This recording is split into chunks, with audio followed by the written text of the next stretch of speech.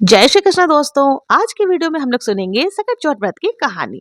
कहानी सुनने के लिए हाथों में तिल और एक कलश में जल लेकर के कथा का श्रवण करेंगे। एक बार की बात है, एक गांव में एक बुढ़िया रहती थी। बुढ़िया का एक बेटा था। बुढ़िया का बेटा गांव में पशु चराने जाता था और पशु चराने के बदले जो पैसे मिलते थे उसी से दोनों माँ बेटे का गुजारा होता था। एक दिन बुढ़िया का बेटा पशु चराने के लिए घर से निकला। थोड़ी दूर पर उसकी चाची और ताई मिल गई। चाची ताई बोली, बेटा तू तो इतनी मेहनत करता है, धूप दोपहरी में पशु चराता है, तेरी माँ तो घर पर गट्टे बनाकर खाती है, यानी पकवान बनाकर खाती है और राज करती है। वो बोला, मैं आपकी बात नहीं मानता।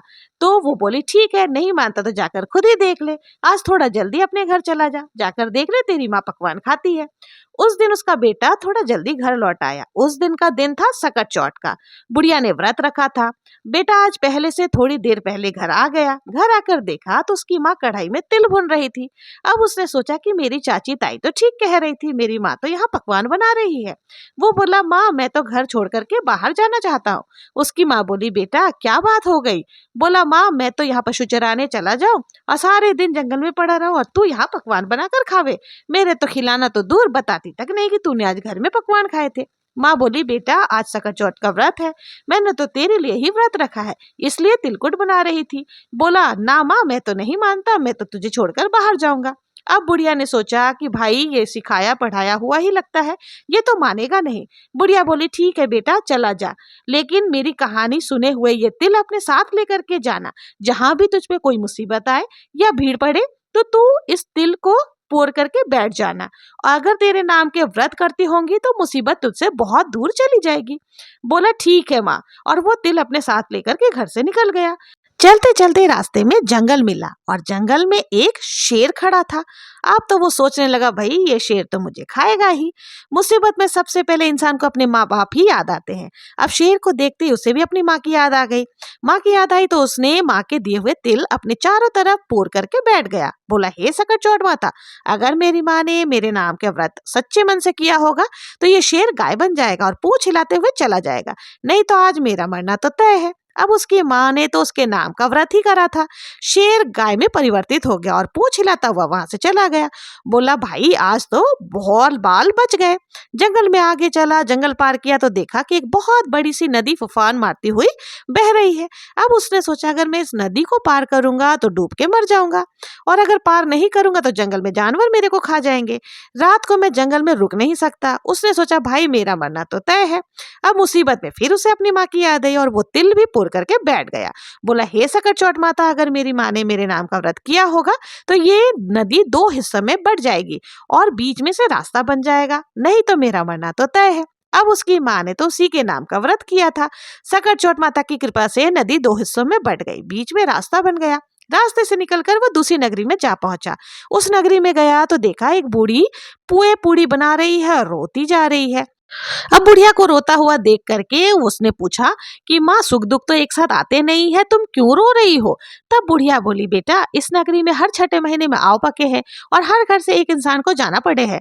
वो आव में बैठ जावेगा, अब वो इंसान तो आव में बैठ के जल करके मर जावेगा।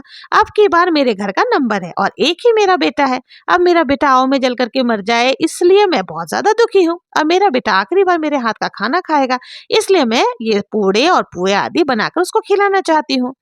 तब वो लड़का बोला, माई तू चिंता मत कर, मेरे को तू पूड़े पुए खिला दे, इस बार तेरे बेटे के बदले मैं चला जाऊंगा। वो बोली, बेटा तू चाहे जितना भी खा ले, पर क्यों कोई किसी के लिए आव में जावे है क्या? बोला, ना माई मैं तो चला जाऊंगा।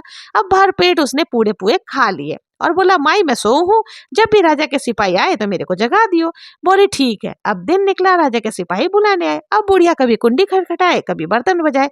अब वीरा ने पूत को कैसे जगाए? अब खड़खड़ाहट की आवाज सुनकर वो उठकर बैठ गया। बोला, माई आ गए क्या? तो बोले, हाँ बेटा आ गए। बोला, ठीक है, मैं सिपाहियों के साथ चला जाता हूँ। और वो जाकर आव में बैठ गया। आव में बैठते अपने चारों तरफ उसने तिल को पूर लिया। बोला, हे सकट चौथ माता, अगर मेरी माँ ने मेरे नाम का सच्चा व्रत किया होगा तो अग्नि मेरे को जला नहीं पाएगी, और नहीं तो मेरा मरना तो तय है। यह कहकर वो आव में बैठ गया। अब एक दिन गया, 2 दिन गया, तीसरे दिन गली में बच्चे गिल्ली डंडा खेल रहे थे। अब बच्चों की गिल्ली जाकर सीधे आव पे लगी तो मटके से टन की आवाज आई और सारी नगरी में हाहाकार मच गया। ये आव तो छठे महीने पक जाता था, 6 महीने की बजाय ये तो तीसरे ही दिन पक गया। राजा को बुला करके लाए, सारी नगरी इकट्ठी हो गई। सिपाही मटके उतारने लगे। तो जब मटके उतारने लगे तो अंदर से बुढ़िया का बेटा बोला, भाई धीरे धीरे, भाई धीरे धीरे।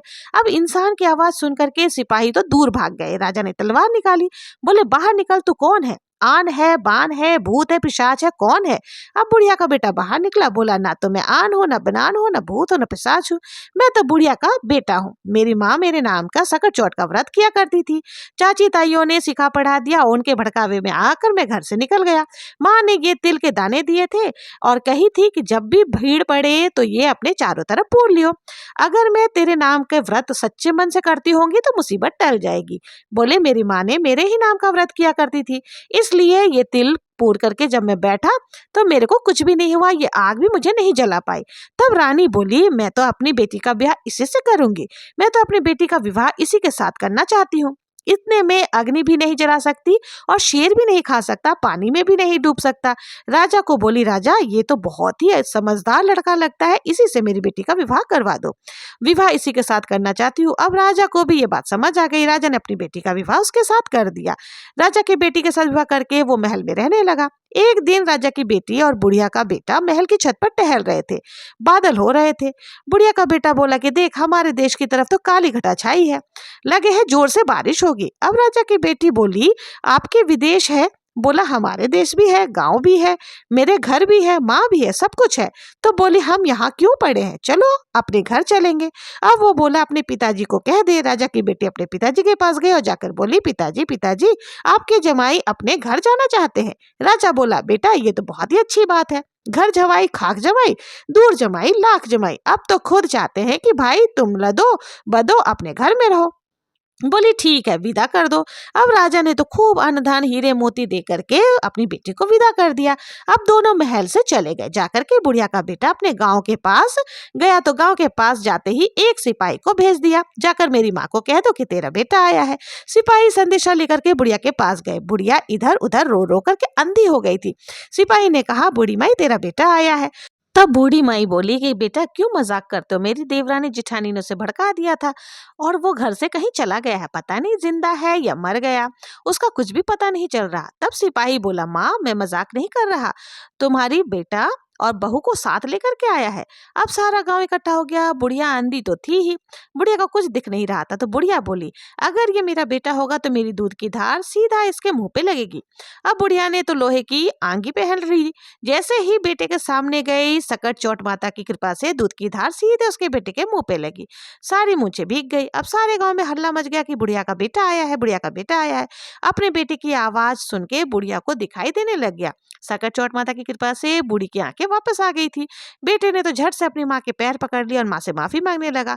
माँ मेरे से गलती हो गई, मैं तो चाची ताइयों के सिखाए पर चला गया था। अब माँ ने अपने बेटे से कितने दिन नाराज रहती। बुढ़िया ने झट से अपने बेटे को गले से लगा लिया। बहू ने भी पैर छुए। बुढ़िया ने बेटे बहू को अपने गले से लगा लिया। इस तरह से तीनों सुखपूर्वक रहने लगे। हे प्रभु, जिस प्रकार से आपने बूढ़ी माई की आंखें लौटाई, उसके बच्चे की रक्षा की, उसी प्रकार से इस कहानी को कहते सुनते हुकारा भरने वाले पर भी अपनी कृपा दृष्टि बनाए रखना और सबके संतान को लंबी उम्र देना। और यह थी सकट चौथ की कहानी। कोई भी कहानी अकेले नहीं सुनी जाती, तो आइए अब सुन लेते हैं गणेश जी की कहानी। दो देवरानी जेठानी थी। जेठानी के तो बहुत धन था, देवरानी बहुत गरीब थी। देवरानी भगवान गणेश जी की बहुत पूजा आराधना किया करती थी। वो अपने जेठानी के घर रोज आटा पीसने के लिए जाती थी। जिस कपड़े से आटा छानती वो कपड़ा लाकर घर में घोल करके अपने पति को पिला दिया करती थी। एक दिन देवरानी के बच्चों ने देख लिया, अपनी माँ से बोला, माँ चाची तो अपने घर से आटे का कपड़ा ले जाकर चाचा जी को घोलकर पिला देती है। इस पर जेठानी ने देवरानी से कहा, घर जाओ तो आटे छानने का कपड़ा यही रख कर जाया करो। देवरानी ने वैसा ही किया। घर गई तो उसका पति बोला, मुझे चूर्ण घोल कर पिला दो। देवरानी बोली, आज उसने आटा छानने का कपड़ा वही रख लिया, इसलिए मेरे पास आपको खिलाने के लिए कुछ भी नहीं है।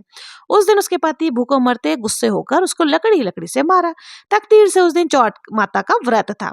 श्री गणेश जी का स्मरण करते हुए वो भूखी ही सो गई। तभी थोड़ी देर के बाद गणेश जी ने आकर कहा कि आज तो तिल चौथ है और तू भूखी क्यों सो रही है। तब देवरानी ने सारा वृतांत कह सुनाया। तब भगवान बोले कि आज मैंने बहुत ही तिल चौथ होने के कारण चूरमा व तिलकुटा खाया है, इसलिए निमटने की मन में है, सो कहाँ जाओ। वो गुस्से में बोली, महाराज बहुत जगह पड़ी है, जहाँ जाए वहां चले जाओ। गणेश जी ने सारा घर भर दिया। निमटने का जाकर पूछा, बोले पूछू कहाँ। फिर गुस्से में बोली, मेरा ललाट पड़ा है, पोंछ लो। गणेश जी ने पोंछा और वहां से चले गए। थोड़ी देर के बाद उठकर देखा तो सारा घर हीरे मोती से जगमगा रहा था। सारा सिर भी सोने की आभा से चमक रही थी। धन को बटोरने में देर हो गई, इसलिए जेठानी के नहीं जा सकी। जेठानी ने अपने बच्चों को चाची के घर देखने के लिए भेजा कि आज चाची काम पर क्यों नहीं आई। बच्चों ने आकर देखा तो वहां हीरे मोती का ढेर लगा हुआ था। तब बच्चों ने जाकर अपनी माँ से कहा कि मामा, चाची के तो बहुत धन हो गया है, अब वो काम करने नहीं आएगी। जेठानी भागी भागी अपने देवरानी के पास गई और पूछा कि इतना सारा धन कैसे मिला। भोली वाली देवरानी ने सारी घटना सच सच बता दी। इतना सुनकर जेठानी अपने घर गई और अपने पति से बोली, मुझे भी लकड़ी से मारो। देवरानी को तो देवर जी ने बहुत मारा, इसलिए उसके घर में धन भर गए। उसका पति बोला, तू धन की भूखी क्यों मार खाती है, लेकिन वो नहीं मानी और बहुत मार खाकर अपने मकान को खाली करके श्री गणेश जी का स्मरण करके सो गई। गणेश जी महाराज आए और कहने लगे, फालतू के मार खाने वाली, उठ और मुझे बता कि मैं निमटने कहाँ जाऊं। तब वो बोली, मेरे देवरानी के तो छोटा सा मकान था, मेरा तो बहुत बड़ा मकान है, जहां इच्छा हो वहां निमट लो। गणेश जी निमटना कर लिया और बोले, पोछू कहाँ। तो बोली जेठानी बोली, मेरा ललाट पड़ा है, पोंछ कर चले जाओ। थोड़ी देर में उसने देखा पूरा घर सड़ रहा था, घर में बदबू आ रही थी। तब बोली, हे गणेश जी महाराज, आपने तो मुझसे धोखा किया, मेरे देवरानी को तो वैभव दिया और मुझे कूड़ा। गणेश जी आए और बोले कि तूने धन की भूखी मार खाई। जेठानी बोली, आप क्षमा करो और आप अपनी ये माया समेटो।